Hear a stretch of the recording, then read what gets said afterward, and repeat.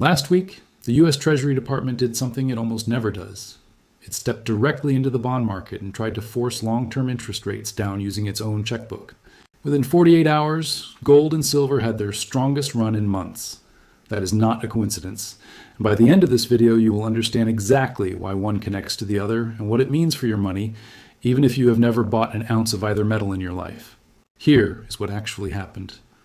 On Wednesday, August 19th, the Treasury Department announced it would at least double the size of its buyback operations for government debt maturing in 10 to 30 years. In plain English, the Treasury started buying back its own long-term bonds in bigger amounts to try to hold interest rates down on the far end of the yield curve. Treasury Secretary Scott Bessent has described this buyback program as a tool for smoothing out dislocations in the bond market and improving liquidity. But when the government has to actively intervene to keep its own borrowing costs from spiraling, that tells you something real is going on underneath the surface.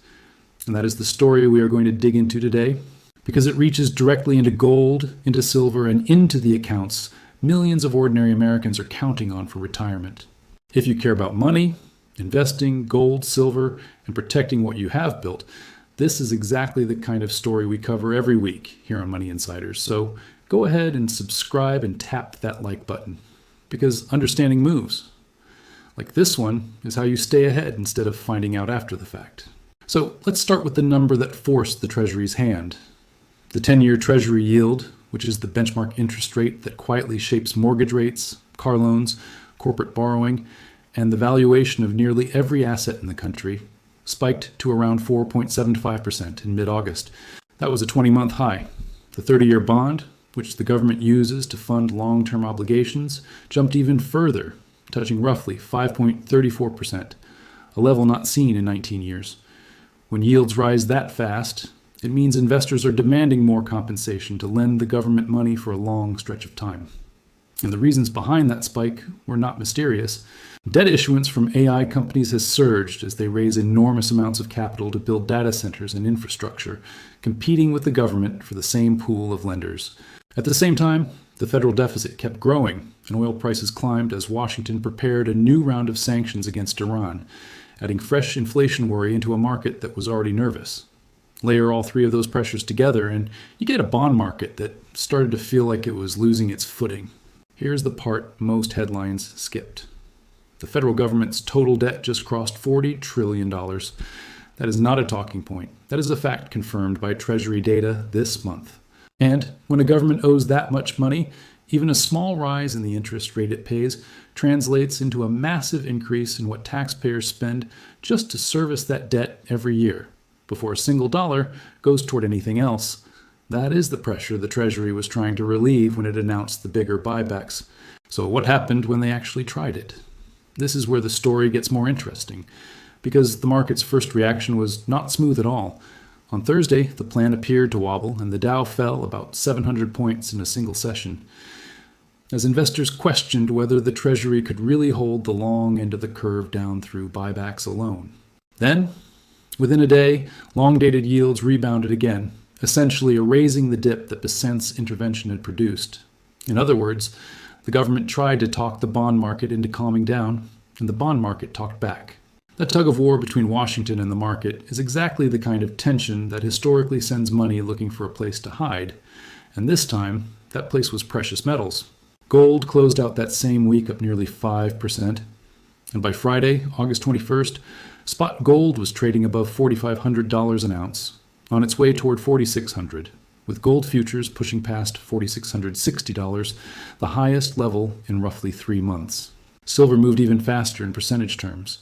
It crossed $70 an ounce for the first time since mid-June, a threshold that would have sounded almost unbelievable a couple of years ago. Both metals were climbing at the same time the dollar was sliding to its weakest level since May. That is not a random pattern. It is the signature of what traders call the debasement trade, where investors start protecting themselves against the value of paper currency itself, not against any single company or stock. Now here's the question that actually matters. Why does a mess in the bond market push people toward gold and silver in the first place? This is where a lot of financial content skips the explanation, so let's not skip it. When the government floods the market with more buying power to hold interest rates artificially low, It is effectively increasing the supply of dollars available in the system relative to demand. A weaker dollar makes anything priced in dollars, including gold and silver, more attractive to foreign buyers, because it takes fewer of their own currency to buy the same ounce. On top of that, when long-term interest rates on safe government debt seem shaky or manipulated, investors start losing confidence that holding a bond for 10 or 30 years is actually the safest way to preserve their money. Gold and silver do not pay any interest at all, but they also cannot be defaulted on, diluted or devalued by a policy decision in Washington. When faith in the mechanics of government debt gets rattled, that is historically the moment gold and silver start to outperform.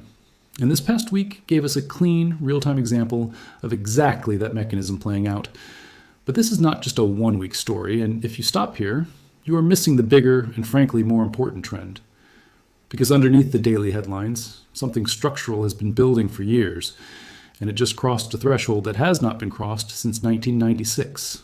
According to the European Central Bank's June 2026 report on the international role of the euro, gold made up about 27% of global official foreign reserves at the end of 2025, while U.S. Treasuries had slipped to around 22%. For the first time in nearly 3 decades, the world's central banks collectively hold more of their reserves in gold than in American government debt. That is not a prediction.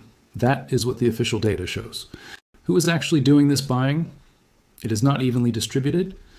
China, Poland, Turkey, and India have led the shift for years, and the pattern has continued into this year. China's central bank extended its streak of monthly gold purchases to 18 consecutive months as of this past May.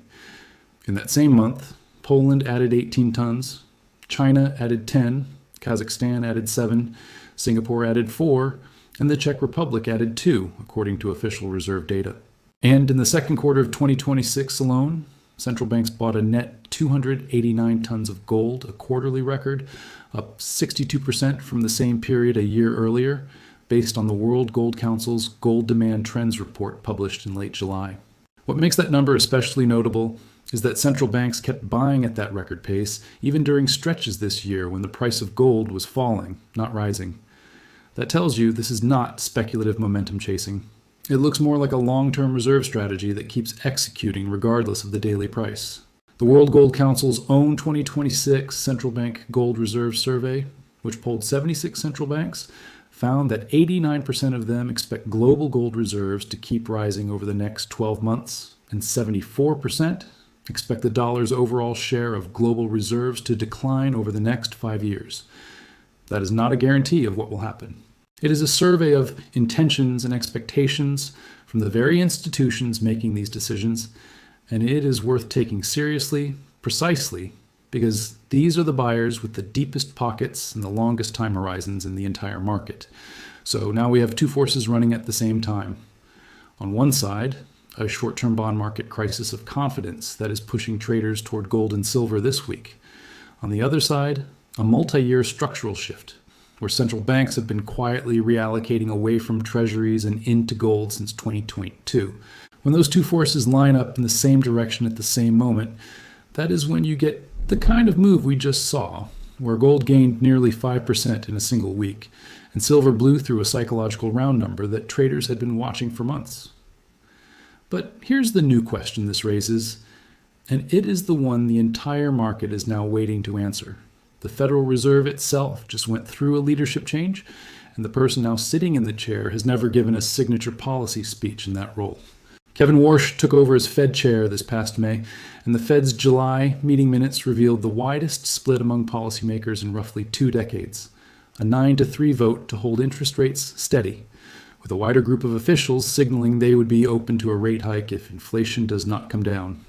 Warsh is scheduled to deliver his first Jackson Hole keynote address as Fed chair on Friday, August 28th, at the Kansas City Fed's annual symposium in Wyoming. Analysts across Wall Street, including strategists at Goldman Sachs, have flagged this as a moment that could trigger a sharp move in the dollar and in interest rate expectations, precisely because Warsh has deliberately avoided giving forward guidance since taking the job, which means markets genuinely do not know what to expect from him. Why should you care about a single speech in Wyoming? Because it sits directly on top of everything we just walked through. If Warsh strikes a hawkish tone, emphasizing the need to keep interest rates higher for longer to fight inflation. That could send the dollar higher and put renewed pressure on gold and silver in the short term, the same way rate hike expectations weighed on precious metals earlier this year. If instead he leans dovish, acknowledging risks to growth or signaling comfort with the market's current pricing, that could reinforce the very trend we just described, a softer dollar and continued strength in gold and silver.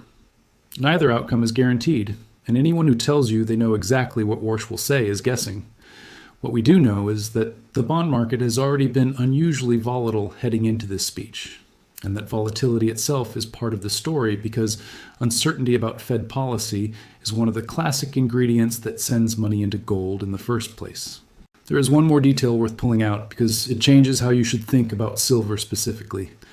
The gold to silver ratio, which measures how many ounces of silver it takes to buy 1 ounce of gold, has been compressing recently, sitting around 66-1 as of this past week. When that ratio falls, it means silver is gaining faster than gold, not just riding along behind it.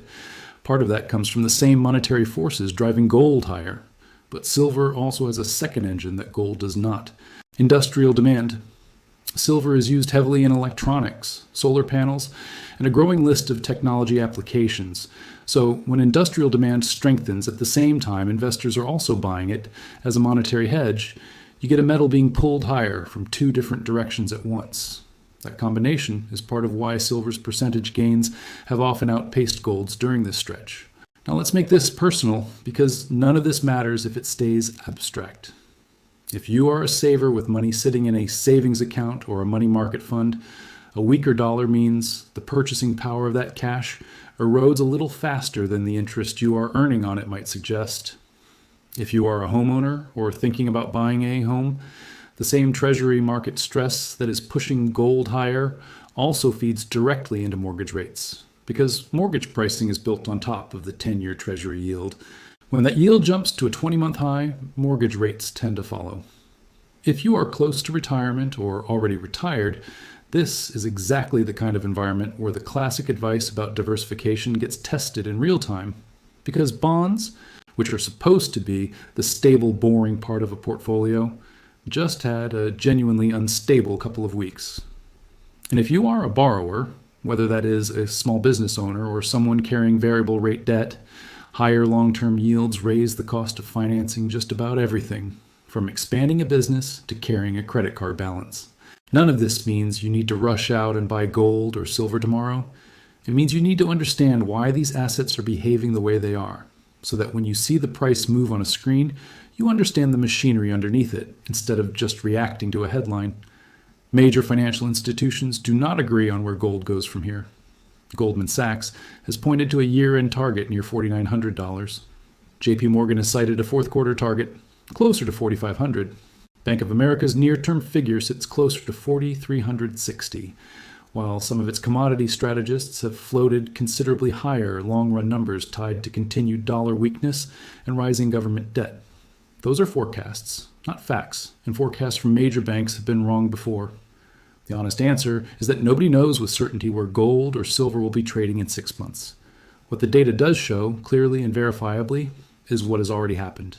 A bond market under visible strain, a Treasury Department intervening directly to manage its own borrowing costs, a multi-year shift by the world's central banks away from treasuries and into gold, and a Fed chair about to give his first major speech at a moment when almost nobody is sure which direction he will lean.